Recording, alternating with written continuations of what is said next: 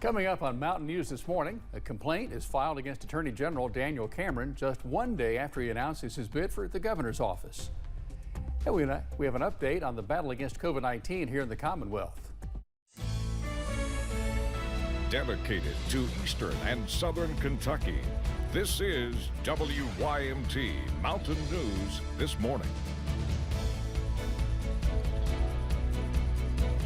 And good Friday. Yes, let's say that again. Friday morning. It's Friday the 13th. Glad you're along. We're seconds away from 5 o'clock. Jim Freeman in. Glad you're here, tuned in this morning. And Brandon Robinson has, we're hoping, some good weather to talk about. Brandon, good morning. We do have some good weather this morning, Jim. Glad to have you back with us again. And we're going to continue to see dry weather for now. Even though live pinpoint Doppler radar looks like there is a lot of moisture out there, it's not reaching the surface. It's up in the sky. We've still got some dry air out there this morning, and I actually saw almost a full moon coming into work this morning and clear skies. So don't worry about that for now.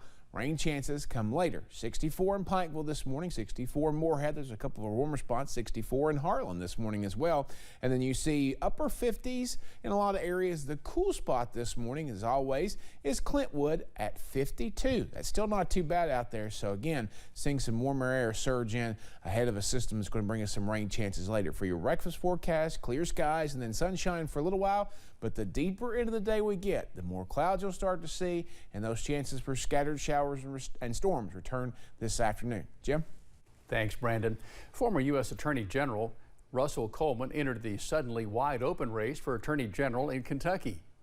He says he promises to crack down on violent crime and drug trafficking if he's elected. Coleman's career includes working as an FBI special agent, assistant Commonwealth's attorney, and senior advisor and legal counsel to Senator Mitch McConnell.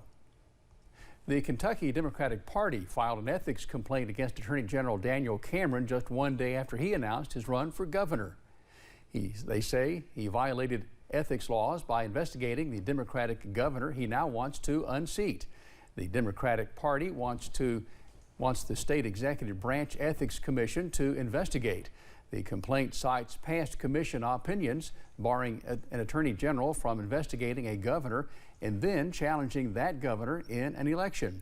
The KDP says in 2017, Governor Andy Beshear recused himself from investigations into then Governor Matt Bevin because he intended to run against him.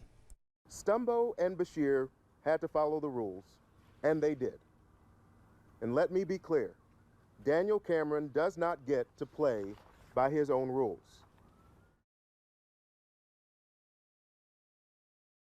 Quote, this is the real Andy Beshear. He shows true colors when he has his minions send out a memo complaining that being held to the law is unfair. Over a year out, and Beshear is already acting this desperate? What a joke, end quote.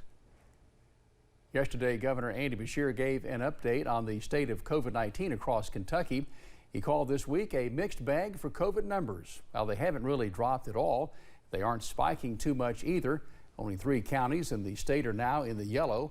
All others are green. The positivity rate across Kentucky is now up to 7%. That's more than in the last 4 to 5 weeks, but still not alarming. What this suggests is our numbers are going up, but not very quickly. They could, in fact, go down next week, but this is, 2 weeks of increases in a row. We're certainly seeing increases in other areas of the country. In some other areas, we're seeing hospitalizations increase, but deaths are not increasing. Governor Beshear added that there's more COVID out there than reported because of at-home testing, and he's encouraging everyone who's eligible to get a booster shot.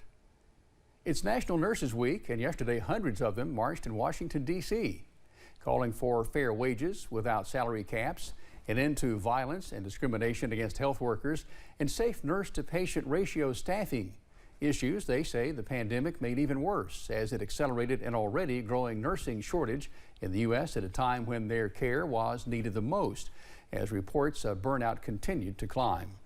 As hospitals get pinched more and more, I feel like more care tasks get pushed onto nurses because we're just the ones at the bedside. The more workload you put on that, the fewer time we can devote to the things that really help keep patients safe. Participants in marches nationwide yesterday said they want the federal government to pass the Safe Staffing Act as well as the Workplace Violence Act. Mountain Comprehensive Care officials manage the healing program for survivors of sexual assault. In Prestonsburg, the mission is aided with a community approach that includes the mayor's office and the police department. City police are trained to see sexual assaults through the victim's lens and play an important role not just in the law enforcement process, but in the healing process as well. Not just actually the act of keeping it safe, but ensuring that they feel safe, that we're present, that we're active, and we're involved.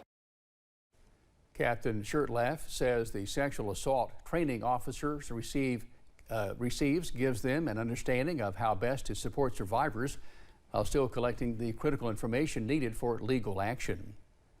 A walk-in urgent care will soon be available for those living here in Perry and surrounding counties.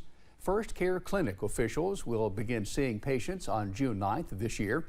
The new clinic will be at 60 Fitz-Gilbert Road. The clinic will have multiple exam rooms, digital x-ray, and a procedure room. Kentucky Labor Cabinet officials say Kentucky will use federal funding to establish a mobile unemployment insurance office to make the program more accessible. The agency will be able to send mobile offices to underserved communities. The program will help people file for benefits, request payments, and review their eligibility. Officials also plan to use some of the funding to improve communication with unemployment insurance claimants. Eastern Kentucky University is hosting its commencement today.